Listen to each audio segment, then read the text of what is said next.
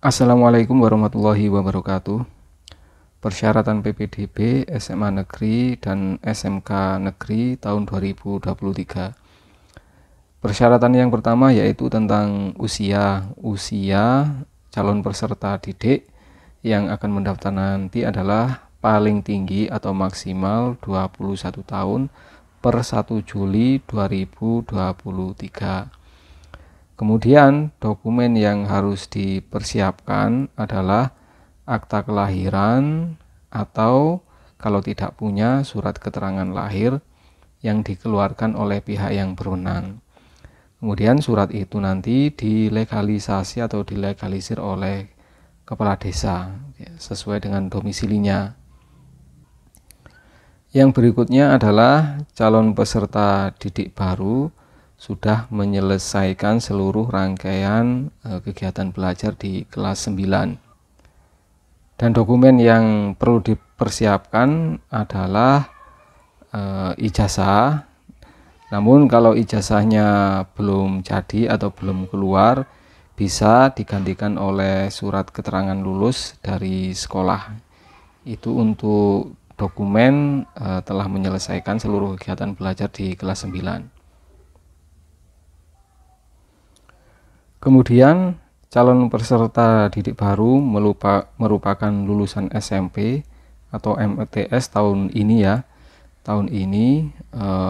atau lulusan tahun sebelumnya.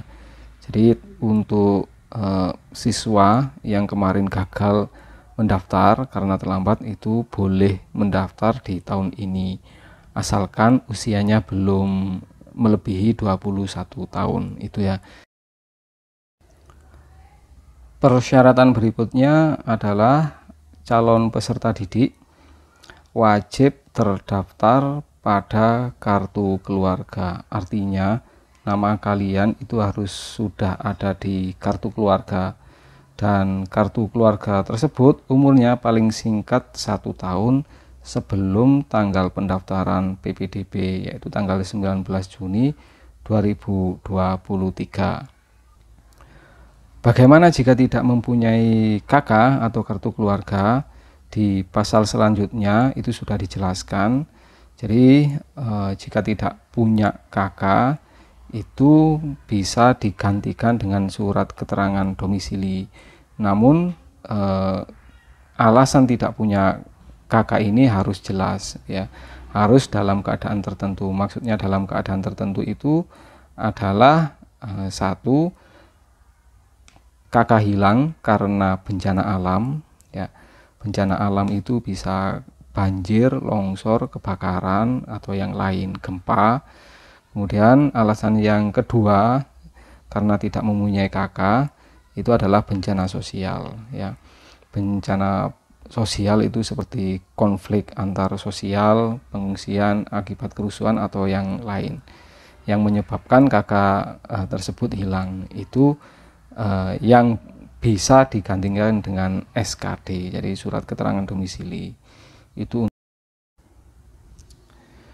untuk kalian yang sudah mempunyai KK atau nama kalian sudah terdaftar dalam KK tapi umur KK tersebut kurang dari 1 tahun, maka harus dilampiri surat keterangan yang dikeluarkan oleh RT dan RW, kemudian disetujui oleh kepala desa sesuai dengan kartu keluarga baru disertai penjelasan dan perubahan kartu keluarga. Jadi perubahannya itu apa, harus ada penjelasannya. Nah, penjelasan itu di sini kartu keluarga baru karena penambahan anggota ya.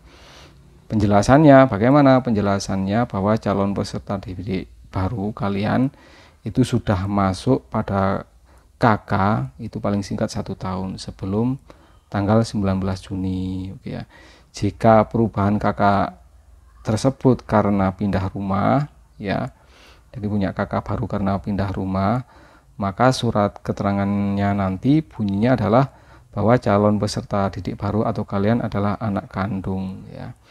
Itu untuk kalian yang punya KK tapi berumur kurang dari 1 tahun ya.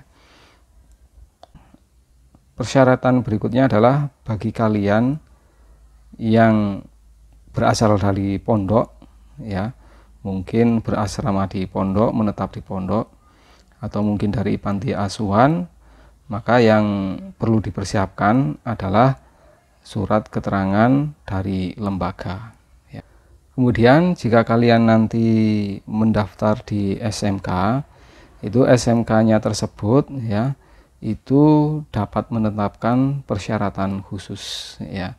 Jadi khusus untuk SMK itu memang boleh menambah persyaratan tertentu bagi calon peserta didik, ya, seperti tidak boleh buta warna, harus tinggi. Nah, itu adalah khusus, peraturan khusus untuk SMK. Persyaratan berikutnya mengenai keadaan calon peserta didik. Calon peserta didik baru tidak sedang terlibat dalam tindak pidana tidak boleh terlibat dalam narkoba. Kemudian fisiknya tidak boleh bertato atau bertindik. Ya, ini untuk keadaan calon peserta didik. Bagi calon peserta didik perempuan tidak boleh ada tindik, ya, yang bukan pada tempatnya, ya. Jadi bertindik tidak pada tempatnya seperti di hidung, di mulut atau lidah. Persyaratan berikutnya bagi SMK tadi, ya. Nah, ini ya, calon peserta didik tidak boleh buta warna, ya. Harus bisa membaca semua warna, dibuktikan dengan surat keterangan sehat, surat keterangan tidak buta warna dari puskesmas atau rumah sakit. Kemudian yang selanjutnya, selain tidak boleh buta warna, harus tinggi, ya. Peserta didik paling rendah tingginya harus 153, kemudian 158 cm. Dokumen yang harus dipersiapkan sama seperti surat keterangan tidak buta warna. Jadi nanti kalau di puskesmas atau rumah sakit minta surat keterangan sehat, tidak buta warna, dan tinggi badan sekalian, ya. Itu untuk persyaratan khusus SMK. Oke, dari saya cukup sekian dulu. Jika ada pertanyaan silakan langsung saja menulis di kotak komentar. Dan dari saya cukup sekian. Assalamualaikum warahmatullahi wabarakatuh.